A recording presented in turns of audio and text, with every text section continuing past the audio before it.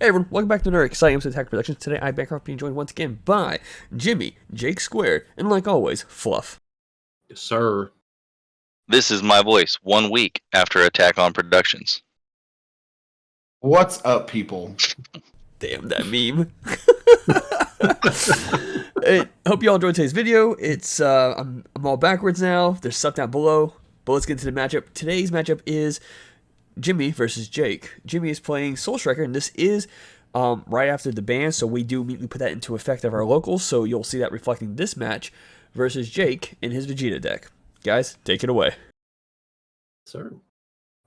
So let's talk about your Vegeta deck, because Soul Striker really didn't see a lot of changes. I feel like Icarus got hit more so on the ban list. But let's talk about your Vegeta deck before we'll get into Soul Striker. Sure. Yeah, I had looked up a few. This was the one variant. Well, there's red, green, and then there's this Bardock crew variant. Those are the two that I hadn't tried. I don't have a lot of the typical red-green stuff, Eradicator of Peace and other pieces like that. So I do have a lot of the Bardock crew variant pieces available, and they were cheap enough to purchase what I didn't have, so I went with that, and it's a lot of fun. I tested it on Untap, a few times throughout the week. And it's pretty easy to pick up considering I already knew the leader and, a lot of the way the deck likes to play.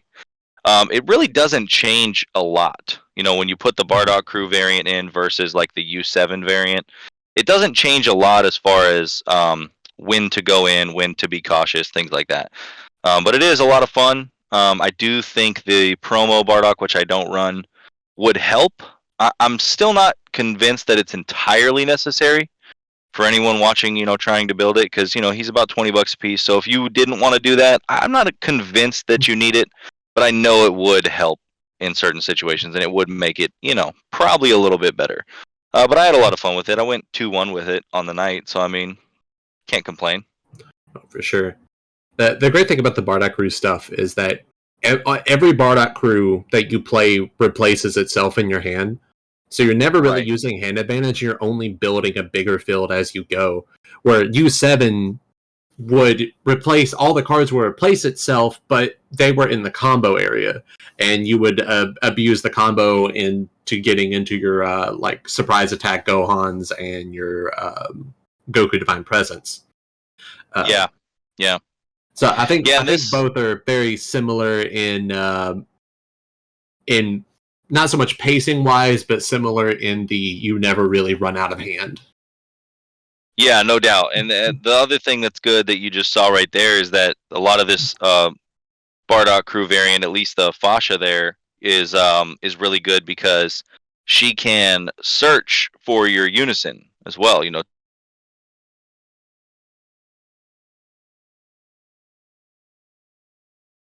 The not Black Mass saying, maybe it is. It's the one that came out in the same set 13, I believe, and a lot of people play it when they play the Bardock crew variant. But Piccolo is just so good. I just couldn't take him out for four of the other ones. Oh, for sure. So that was just a small misplay there. You were thinking you had to pick up the live on play and not so much the swing. Yes. But, to talk a little bit about Soul Striker, if you missed the ban list, which how could you? Because the entire community would not shut the hell up about it. Violent Rush Bojack is banned. I didn't run it in my list to begin with, so it didn't hurt my Soul Striker variant. Galactic Buster is now locked to a blue Bojack leader, and the Zamasu the Eliminator, which I played to bounce your Crown of Retribution, which kind of did feel bad to do, but I also didn't want you seeing the cards that were in my hand. It made me very weary going forward because to bounce a crown, I was like, wow, he must have something really good in his hand to where he doesn't want me to see it, because we had played the week before this as well. And so although you're not running the Galactic Buster, I still saw some Bojack pieces in your energy, and so I was just, definitely not quite sure what to walk into. But after the last matchup, I knew what I would have ripped from your hand if it was there. And so you not wanting me to see it made me a little bit like, wow, that's something coming for me probably. So to talk about a couple of the changes that I made, of course, I removed the most of the Galactic Buster package. I ran the Galactic 8 which was the 4-drop Bojack the Evildoer, which I still keep those at a 2 of, because honestly, comboing it from your hand for 1 and then paying 2 for a dual attacker that's going to bounce something is still really solid. It's not as good without Galactic Buster, and once it does go in the energy, it's kind of just staying there unless you want a Zeno to put it back in your hand, but it's not that fantastic. But I still run that. I swapped out 3 of the cards to Beto the Cruel. 1 to just because it's a fantastic blue 1-drop. You can pay 1 to give it 11k Double Strike, which is huge in Soul Striker, because you could go from not having 1 on field to having a 15k Double Striker and then swing with your lead, and it's like you never even paid energy for it.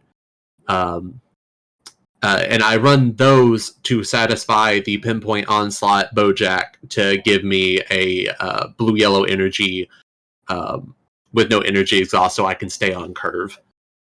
So it's not as powerful, it's not as abusable as it once was, but still I honestly don't think Galactic Buster was needed to play this deck. When in my testing, I found that it was nice to have, but it never won me the game. The other cards within the deck won me the game more than any of the Bojack cards did. Yeah, it didn't even come out the last match we had played. Yeah, like so. They usually just all go in my energy and they stay there the entire game. And it's like, even if I have a Galactic Buster, it's like I don't ever want to play it. I think the strongest thing about that, aside from the obvious on-play effects from playing against it, since I don't play a lot of blue, was the combo power that it gives you. That's obviously the biggest, strongest thing there. That Sensu Bean that you laid on me too hurt so bad. I think this is the same turn. It hurt so bad. Yeah. Right, I went to swing with him right now, and you're like, "That's fine, Sensu Bean." And I was like, "Oh, dang, yeah, that's right." So I just restood him. I said, "Forget it." I could have comboed one of them off to get another swing in with one of them and made you lose another card from your hand. But that's the other thing about this matchup. Again, the same thing I said last time we played was your hand advantage. Both times we've played have just been ridiculous. It's really crazy. Yeah, Bean is the wide deck killer. It's fantastic. It's SS4 Toa. It's fantastic in this matchup. It's just an all around. It's just so good in these forms of matchups. Where sometimes, like in Soul Striker, I have so much energy to begin with that I don't need to manipulate a lot of the times, and I sometimes charge them or just use them as an offensive combo. But in matchups like these, I have to hold them for your turn because I need to have a Bean, especially because you did so much damage to me early on, which of course I did allow that damage, but it kind of put a lot of pressure once I got down to 3 and I'm seeing the field that you have. Yeah, and I did put a lot on you there early on, and it's just, again, the only success that I have had against Soul Striker with these red, with this Vegeta leader, is to put it early on, even though it's going to give you a slight hand advantage in the beginning. It seems to be the way that I do it when I take the victory, is put that pressure on early, get you down to a low enough 3-4 life, and then turn 4 or so, that's when I am able to put even more pressure on, and a lot of the time it just ends up too much. But you're definitely a pretty good player with this deck, and so I was definitely, just doing what I could. That's it. What ends up happening to the blue player when you put that much pressure on them early is it makes it so that they have to play the later stages of the game perfect. Right. Because if they mess up, they just lose. Because a lot of decks will try to defend that stuff early so that the later turns are easier for them to deal with, not as cumbersome. But when you're able to put out the type of pressure that the Bardock crew can offer, it's just so hard to not take that damage earlier and hope that you see the defensive pieces like out of the life that you're taking or in the draws over the next few turns. I do want to mention here, I did forget to restand my multicolor energy off of Goku Black. That card just does too much. Yeah. It's real good. I ended up restanding the multicolor off the bean. I would have had 4 energy at this point, but yeah, that Goku Black's real good, and it wasn't until after the game I was sitting there, I was like, I forgot to do my restand, and then I was like, wait, it restands as well? Like, what the hell? Deflect, double striker, spawn 4 blocker tokens, restand and energy. Like, what the hell were they thinking? Blocker tokens with combo power too, right? So Yeah. even if you don't get them off on the blocker aspect, I mean, they're still, that's just crazy. I think that card could literally, on its own, keep blue-yellow viable. Right. Along with that Goku hit that you played earlier, that's another really, really solid blue-yellow that wasn't affected at all. Yeah. So, I mean, there's a lot of blue-yellow promise still. I know a lot of people are, like you said, really, really upset about the changes, but I don't know. I played quite a few blue-yellow matchups on Untap and stuff, and against, not so much at the shop, but on Untap mostly, and I gotta say, Violent Rush Bojack was not the thing that won or lost the game a lot of the time, although sometimes, sure, but it doesn't seem like the key linchpin of most blue-yellow decks. I don't know. Maybe I'm wrong. For Icarus, it allowed... because the biggest difference between Soul Striker and Icarus is that Icarus was able to have access to yellow cards, and with Violent Rush Bojack, it gave you the energy restand that Soul Striker gave. Where Soul Striker, you get access to, good blue cards like Dimension Magic, but when you weigh out the 2 colors, yellow tends to have better staples because you get like Power of a Super Saiyan, Robotic Riposte Frieza, where in blue you get Dimension Magic, you get access to like the baby unison, stuff like that. So Violent Rush Bojack is basically like evened the field between them and made Icarus the best option.